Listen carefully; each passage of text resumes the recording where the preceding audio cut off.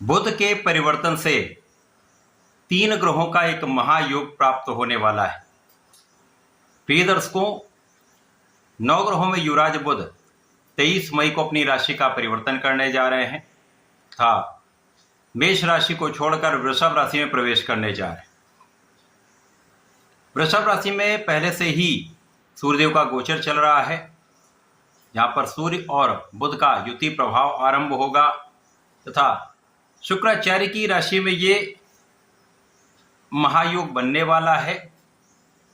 शुक्राचार्य अपनी उच्च राशि में अत्यंत बलवान हो चुके हैं, जिसके कारण इन 3 ग्रहों का महासंयोजन समस्त राशि के जातकों को कुछ विशेष प्रभाव देने वाला है, कुछ बड़े लाभ प्रदान करने वाला है। जय श्री गणेश। नमस्कार, मैं आचार्य संजय द्विवेदी। मेरे समस्त प्रबुद्ध दर्शकों का मेरे चैनल पर हार्दिक स्वागत है। प्रिय दर्शकों, आज मैं तुला राशि के लिए बुध के इस राशि परिवर्तन का, बुध सूर्य तथा शुक्राचार्य के महासंयोजन से बनने वाले राजयोग का किस प्रकार का लाभ तुला राशि के जातकों को प्राप्त होने वाला है, इस महायोग से किन भाव में प्रबलता आएगी अथवा कहीं पर कोई समस्या या अवरोध है तो उसका क्या निराकरण, संपूर्ण विश्लेषण मैं पूर्ण तर्क के साथ करने जा रहा हूं। प्रिय दर्शकों, इस राशिफल को आप अपने लग्न तथा राशि दोनों के अनुसार देख सकते हैं।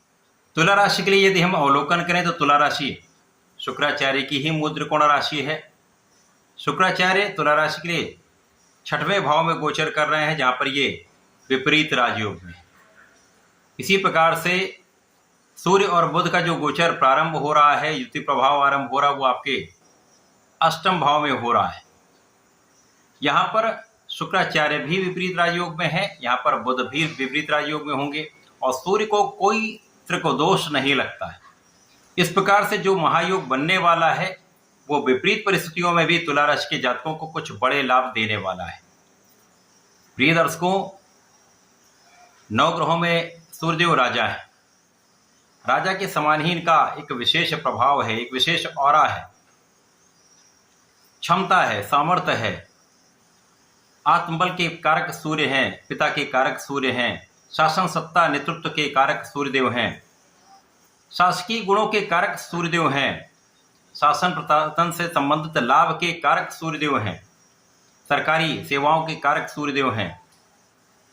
तो निश्चित रूप से ये एक अच्छा योग जो आपके 8वें भाव में बन रहा है, यहाँ पर सूर्य का कुछ विशेष प्रभाव प्राप्त होने वाला है।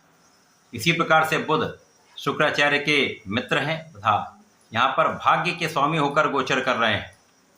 यद्यपि यहाँ पर भाग्य के स्वामी का 8वें भाव में गोचर बहुत अच्छा नहीं माना जाता है, परंतु ये विपरीत राजयोग में है, तो कुछ विपरीत परिस्थितियों में भी आपको महालाभ देने जा रहे हैं।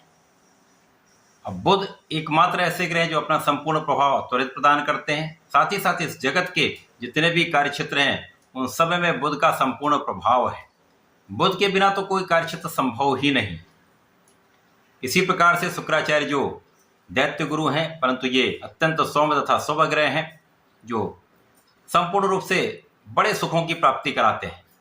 ऐश्वर्य, वैभव, धन, संपदा, बड़ा वाहन, बड़ा घर, बड़ी इंडस्ट्री, कला जगत में बड़ा नाम, ये सब शुक्राचार्य प्रदान करते हैं। संतान तथा स्त्री सुख के कारक भी शुक्राचार्य हैं। इसी प्रकार से भोग विलास के कारक भी शुक्राचार्य। अब शुक्राचार्य अपनी उच्च राशि में 6वें भाव में महाबलवान होकर विपरीत राजयोग में है तथा सूर्य और बुध का महायोग आपके 8वें भाव में बनने वाला है। इस समय में जो जातक नौकरी के लिए प्रयत्न कर रहे थे उनको नौकरी मिलेगी। जो जातक नए कार्य क्षेत्र में जाना चाह रहे हैं या जाना चाहते हैं उनको अवसर की प्राप्ति निश्चित रूप से होगी। जो लोग कार्य क्षेत्र बदलना चाह रहे थे तो यहाँ पर एक अच्छा अवसर आपको प्राप्त हो सकता है। इसी प्रकार से जो जातक विदेश जाकर कार्य करना चाह रहे हैं, विदेश जाकर उच्च शिक्षा लेना चाह रहे हैं, उनके लिए एक बड़ा योग बन रहा है। आपकी काम में आपको सफलता अवश्य प्राप्त होगी। इस समय में आप अपने ऋण से मुक्त हो सकते हैं। इस समय धन के विशेष लाभ के कारण आप अपने ऋण को चुका सकते हैं, परंतु यहाँ पर कुछ मौसम के रोगों की संभावना होती है। इसी प्रकार से समय में भोग विलास बढ़ने के कारण रोगों की संभावना रहती है।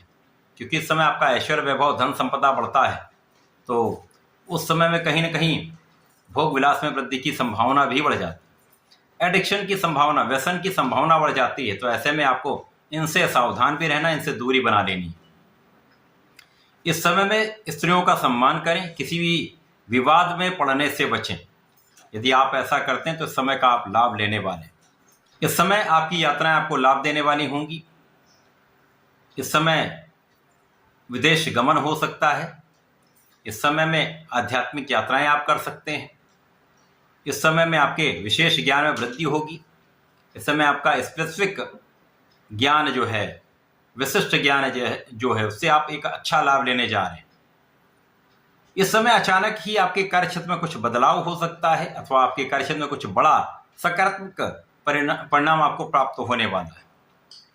इस समय अचानक आपके लाभ में कुछ वृद्धि हो सकती है। इस समय में आपके धन में अचानक वृद्धि हो सकती है।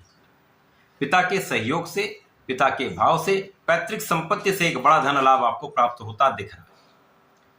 इस समय में आपके परिवार का सहयोग मिलेगा, परंतु आपको अपनी वाणी पर नियंत्रण रखना पड़ेगा। यदि आप अपनी वाणी पर संयम रखते हैं, सोच विचार कर बात करते हैं, किसी भी निर्णय पर जाने से पहले विचार कर लेते हैं, तो ये समय आपके लिए लाभदायक होने वाला है।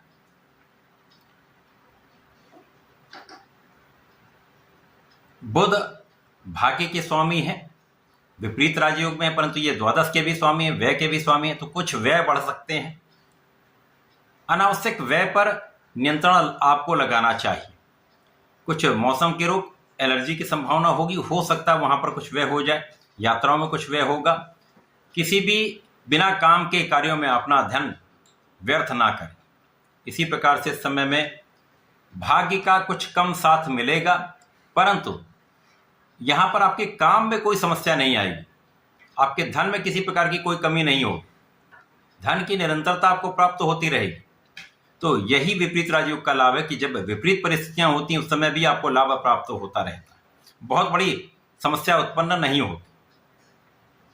तुला राशि के लिए यहां पर अष्टम भाव में बुध और सूर्य का संयोजन, षष्ठम भाव में शुक्राचार्य का प्रभाव आपको अचानक कुछ लाभ देने वाला है, अचानक प्रगति कराने वाला है, धन में वृद्धि कराने वाला है।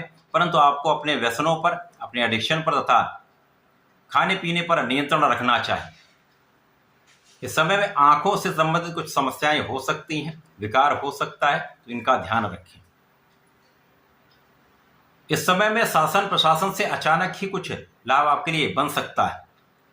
यदि आप कहीं पर शासनिक प्रशासनिक संस्थाओं से ऋण लेने का प्रयास कर रहे थे, अपने व्यापार को बढ़ाना चाह रहे थे, तो इस समय में आपका ये कार्य बन सकता है। तो ये समय आपके लिए विशेष रूप से अनुकूल हो रहा है। इस समय में आपको नियमित रूप से भगवान भोलेनाथ की आराधना करनी चाहिए। नमः शिवाय पंचाक्षर मंत्र का जप करना चाहिए। प्रत्येक दिन भगवान भोलेनाथ पर जलार्चन कर सकें तो कर लें, नहीं तो शुक्रवार तो आपको करना ही चाहिए। तथा दूध का अभिषेक करें, चंदन की धूप का अर्पण करें तथा चंदन की सुगंधि का अर्पण करें। विशेष लाभ आपको प्राप्त होंगे। समय का संपूर्ण लाभ आप ले पाएं। तो ऐसा करके इसका लाभ लें। धन्यवाद। नमस्कार।